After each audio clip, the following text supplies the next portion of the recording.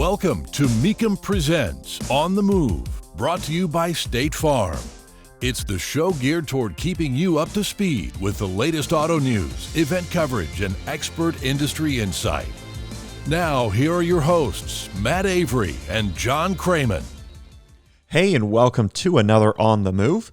I'm Matt Avery, and joining me is co-host John Kraman, lead TV commentator for Mecum Auctions on MCACN.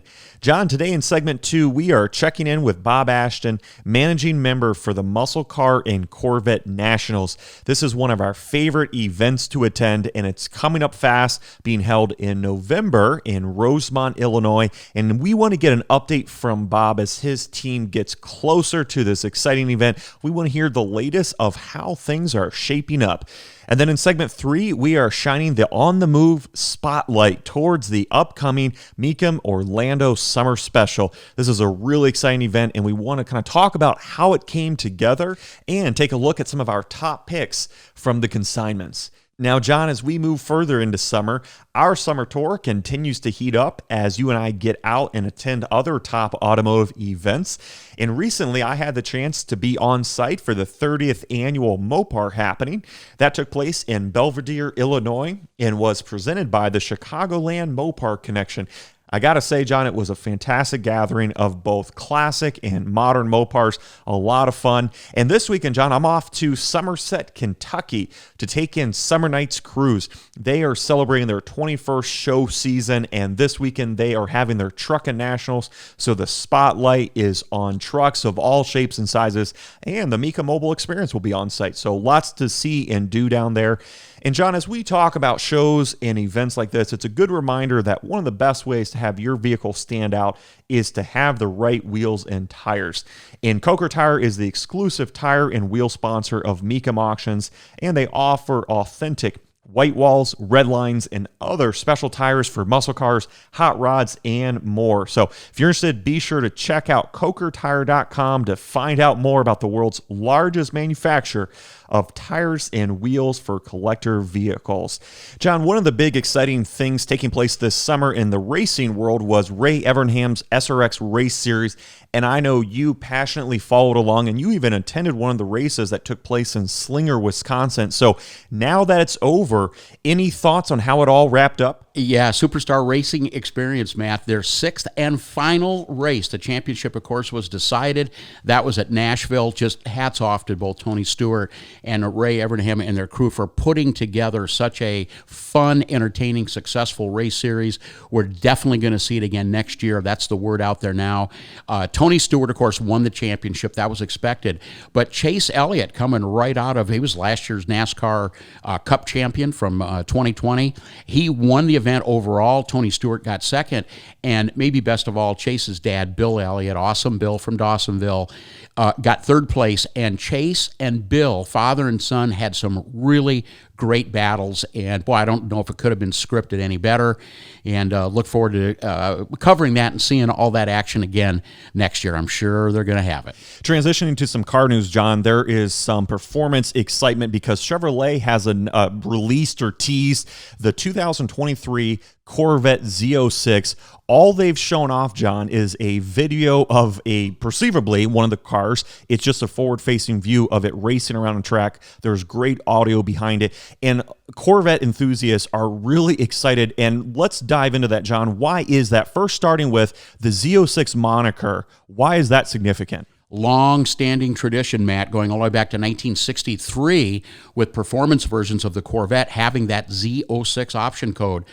So really, previous to the C8, we've got 4 model years, the Generation 2, 5, 6, and 7. It is a legend in the Corvette world. When anytime you say Z06, you know you've got a special ultra-high-performance street car that's also very capable on the track as well. No official word on the power plant, but the rumors are that it will contain a flat mill crank. John, fill us in. Why is that significant? Yeah, that is a really big deal, Matt, because what the flat plane crank allows, that architecture allows for extreme high RPM operation. Rumor is it will be a 5.5 liter, 4-valve per cylinder, double overhead cam V8 with a 9 1,000 RPM redline. Unbelievable. Now, that engine platform currently used very successfully in IMSA racing for the Corvette, the C8R. And no doubt that there are many Corvette enthusiasts just chomping at the bit. We're going to get more information. The official release is going to be fall of 2021 with a production date of 2023. And I would not be surprised, Matt, if the very first time that you and I get a chance to see one, it's going to be crossing the Mecum auction block. That we can be sure of.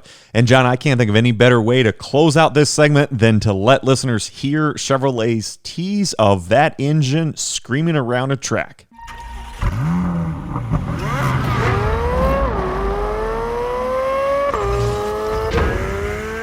Mecum Auctions is proud to bring you On the Move with Matt Avery and John Kraman.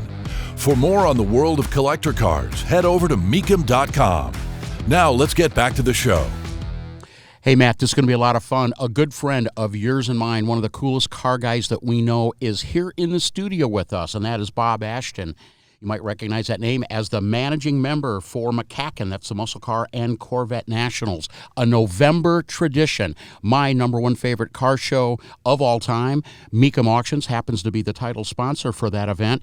Bob, we'd like to welcome you once again. Thanks for joining us. And take us to the beginning. How did MCACN get started? Well, MCACN was a vision I had many years ago, the dream of mine. And as you guys know, I worked for another company as a show manager, producing hot rod shows throughout the country. And being a hardcore muscle car guy was always my dream, to put something together where we could bring together the enthusiasts that were really into the factory stock muscle cars. And fast forward to 2009, and thanks to the help of some great muscle car aficionados and collectors, here we are now.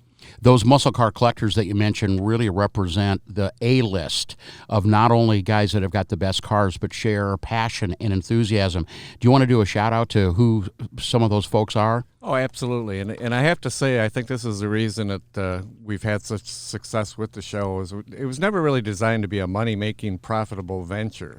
It was, several of the guys, Stefano Bimbi of Nicky, that many of us, of course, you guys know, Mike Warris.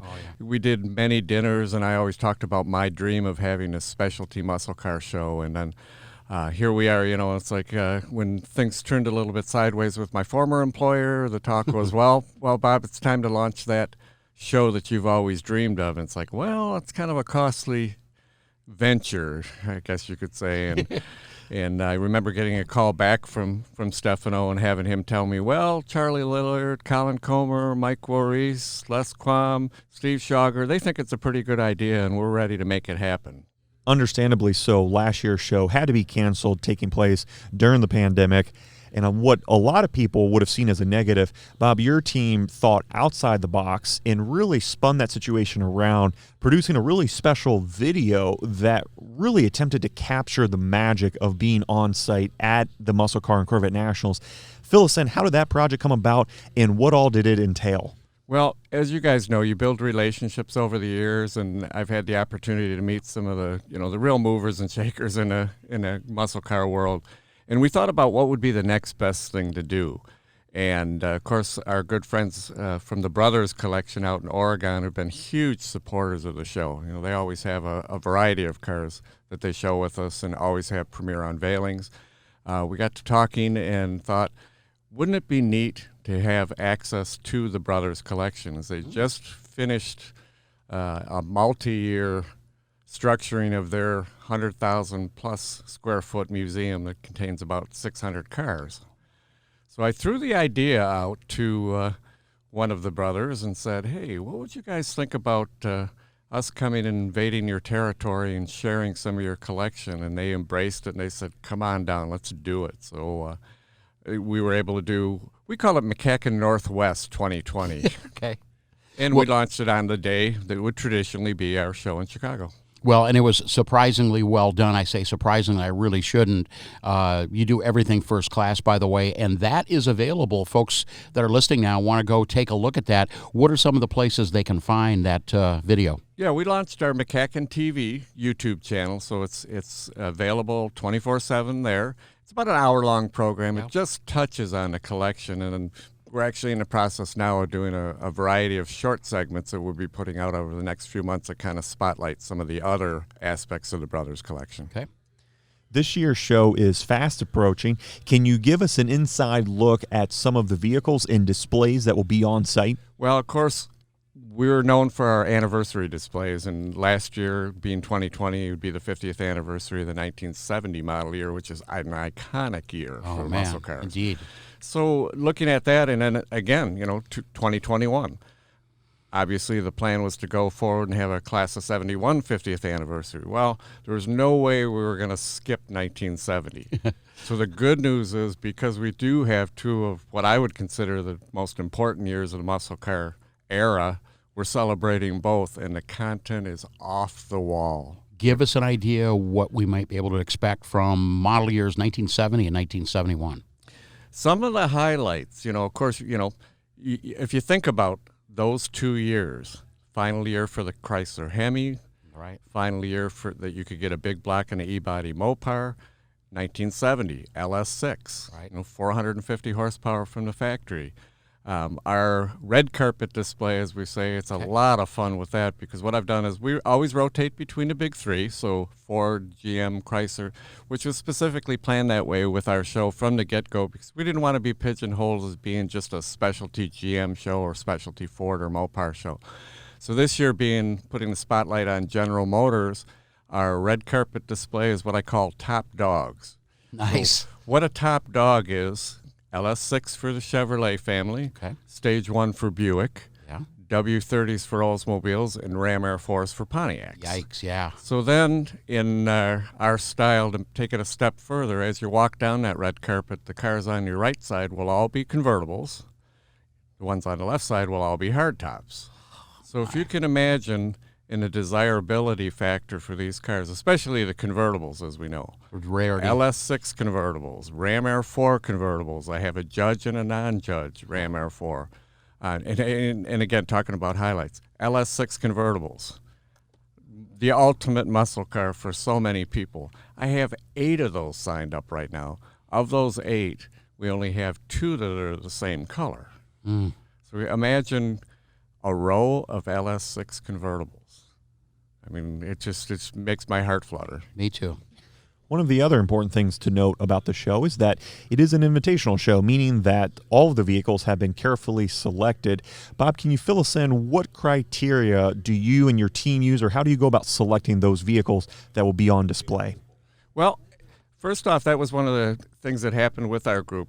Each of our members, as we call ourselves, or partners in the show, each kind of specialize in a different aspect of the hobby. Okay. So I mentioned some of the names, of course, Colin Comer, very well known in the Shelby world and respected. So when I want to get a GT40 into the show, if I don't know of one, chances are I can give Colin a call and he can point me in the right direction, or a Cobra or a Shelby GT350. Mike Warris, now into Buicks, but he's been into a little bit of everything, primarily GM stuff over the years. But again, if I need a Stage 1 convertible, if he doesn't have it in his garage, he knows where the best one is. So again, it's opening doors for me. And, this is one of the reasons I think that we have such a well-balanced show, and we're able to draw some of the prime collectors from across the country. Take us for a little tour around the MCACN grounds. Now, you'll have, 550 cars there Right. or so? But it's more than just cars. You do other things. You've got forums, seminars, there's vendors on display, there's entertainment, kind of something for everyone. What do you got lined up for this year? What's really exciting to me, and something that I wanted to do from the beginning of the show, was make sure that if somebody came along who may not be as hardcore an enthusiast as you and I are, that they left with a smile on their face. One of the things is a passion of mine, muscle bicycles. Of course, that's a Chicago legendary, that's the home of Schwinn. Yep. So what better place to do it than in Chicago? But that's been something that's grown into, I call it a show within the show. It's just for fun. It's not a judging thing, but you'll see Stingrays, crates, and now, of course, Sears Spiders, Raleigh Choppers. We have 80 to 100 of these bicycles on display, 60s and 70s bikes.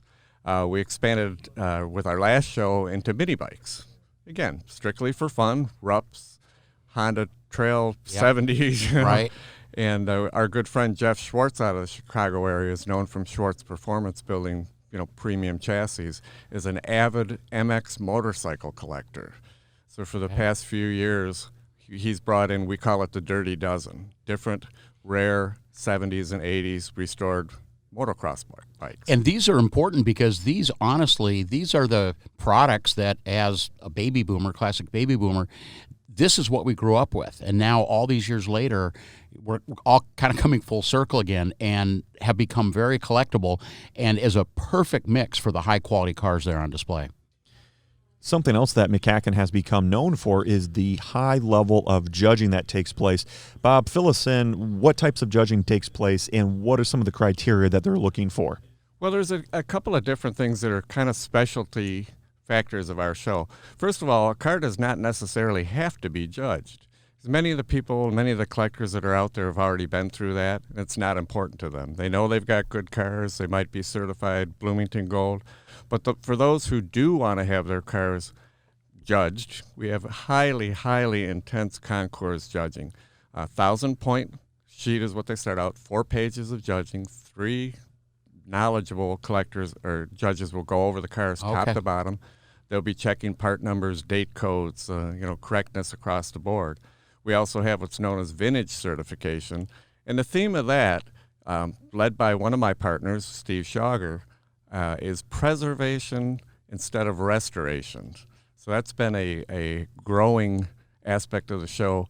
And the focus is put on the originality of the cars. A great place to learn about the cars. There's always 15 to 20 cars in that. Speaking of that, let's dip into that just a little bit, and this is actually a little bit of a selfish request. As the owner, Christine, and I, my wife, of a beautiful 72 Corvette with 29,000 miles and a lot of originality, should that be something that we might want to consider entering into? And if so, what's some of the criteria that is important for people to think about before they enter a car? Well, everything is pre-qualified, so when you get something, it's not our intent to bring a car in and have you leave unhappy. So we will help guide you to tell you what's appropriate for your car. In case of an unrestored car, there is a qualification process. We're going to ask you some important questions. Oh, good, okay.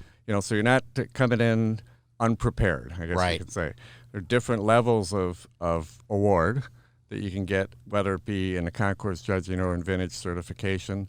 And as I say, it is a pre-qualified type thing where we'll work directly with you to get you into the right category if you choose to be judged. What are some of the fee structures in regards to concours judging? Concours judging is not real cheap. I mean, it will start at $250 for a day 2 car. And let me touch a little bit on that. Now, day 2 for us is somewhat exclusive in that this is designed for cars that are period correct but modified. Now, this would be, we started with this when the show launched with a focus on the cars that were built by Nicky or Yanko or Mr. Norms, where they were actually modified when they were new.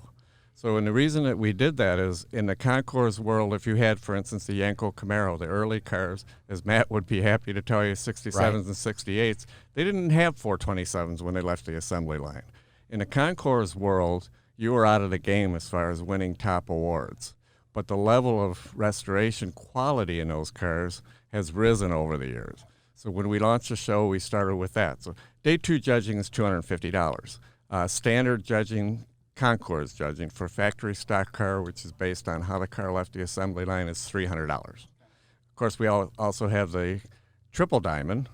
Triple Diamond is exclusive to the Corvette world, and this is requiring NCRS Top Flight and Bloomington Gold certification in advance of attending our show. So you have to jump through those hoops first before you qualify for a Triple Diamond. Let's transition to talk about logistics because, as we've said, this is a destination event. People are coming from not just around the Chicagoland area, they're coming from around the country and even around the world to attend. Bob, for people that are traveling in, what do they need to know? Absolutely. That was one of the main factors when we started the show, is to make sure that it was accessible to anybody across the country. We're located at the Donald E. Stevens Convention Center, which is suburban Chicago. Now, we're not downtown. We're in the suburbs of Chicago, literally 5 minutes away from O'Hare Airport. So don't even have to rent a car. All of our 5 host hotels run free shuttles. In fact, you don't really have to ever leave. Even if you bring your family, there's the Rosemont Entertainment District, which has everything anybody could want, from a bowling alley to indoor skydiving. It's a 130-store outlet mall. There's a variety of restaurants. Of course, Gibson's Steakhouse is a favorite of our participants. And you can literally walk across the street from the host hotels to the event. What are the days and dates and hours of operation? We are always the weekend before Thanksgiving. I say always. Of course, last year we weren't, but happy to say we will be again. And you can always put that red circle on that weekend before Thanksgiving for many years to come, I hope. And it's November 20th and 21st this year. And we're open Saturday to the public from 9 a.m. till 8 p.m., Sunday from 9 a.m. till 5 p.m. And let me give everybody a tip. It is such a big event with vendors and displays other than the cars. You want to try to take advantage of every minute that you possibly can. Wear comfortable shoes, get there early, and plan on staying late. In addition to the YouTube page that you mentioned, where else can people find out about MCACN online? Yeah, of course, our Facebook page, which I try to update every day. There's just so much to talk about. We have so many great cars. I try to post a car or an event or something related to the show every day on our Facebook page, which is real simple, MCACN, MCACN. Well, hands down, the Muscle Car and Corvette Nationals is a must-see. It's a must-attend event for any and all car enthusiasts, and it is one of me and John's favorite automotive events and shows to attend. Bob, we really appreciate the update. It is always fun to hear how things are progressing, and I'll tell you what, we are so looking forward to being there this November. Well, I got to thank you guys, both personally and the Mecum team as our title sponsor. You guys have been on board since the beginning and supported what we do, and we truly appreciate your continued support. Don't adjust that dial. On the Move, we'll be right back. Our program is proudly presented by Mecum Auctions, the world's largest collector car auctions. Now back to Matt and John. We are just days away from the Mecum Orlando Summer Special. This is a brand new event taking place July 28th through the 31st at the Orange County Convention Center in Orlando, Florida. And John, let's take this segment to talk about how this exciting event came to be. It's brand new. Mecum has never been in Orlando. So let's start things off by answering the question of why Orlando in July? Well, it's a pretty good story, Matt, and it's, of course, a symptom of the times. Typically, we would be in Harrisburg, Pennsylvania, great facility there, but not available for auctions yet. In fact, we understand that it is still being used as a storage facility for PPE, obviously for the virus. So we did a little bit of shifting, and for the second time, we've done a summer special in Florida, but not Kissimmee this year. The availability of the downtown Orlando Convention Center was available, and Frank Mecum and his team sketched out a 3-day, 1,000-car lineup, Matt. But you know what? They blew past that. They added the fourth day, the Wednesday, July 28th, and already 1,100 cars consigned. I'm expecting 1,200. Nothing, taking advantage, obviously, of the really strong collector car market. I think this is going to be a really strong event this year. Yep, you're spot on, John. And something else to be on the lookout are the 7 different collections that will be present, including the Miami Corvair collection, which is kind of neat. It's the largest collection of Corvairs to ever cross a Mecum Auctions block.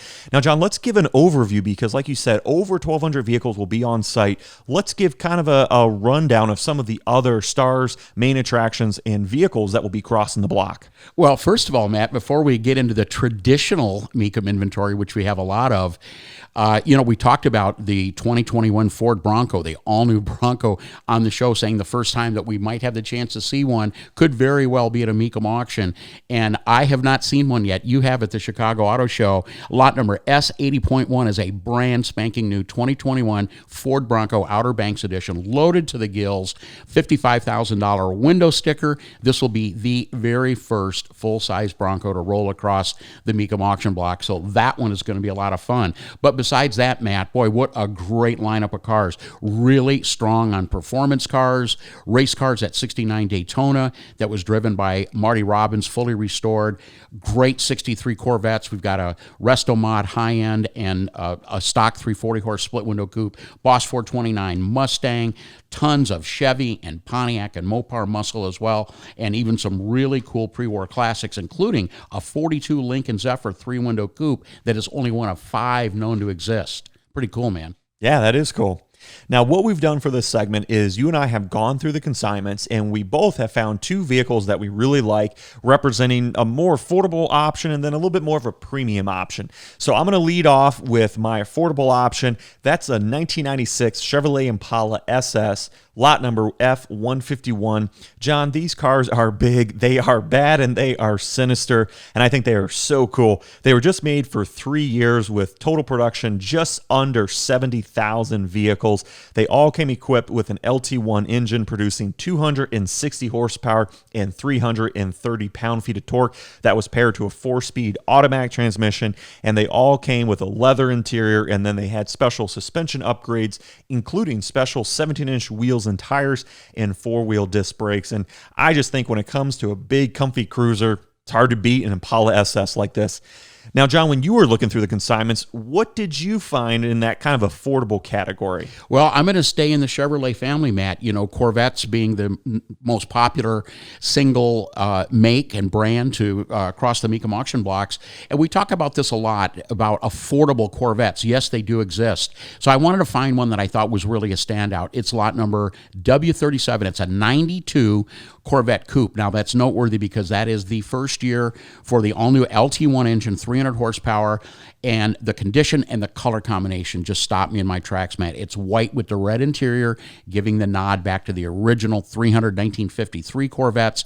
I'm going to guess that this Corvette could be bought and enjoyed for somewhere in the $10,000 range. Just wanted to give a little bit of spotlight to just how great the C4 Corvettes are, especially when you put in that value factor. Now, let's shift gears and go up to the high end. What did you pick up on the higher end if, let's just say, budget was no factor?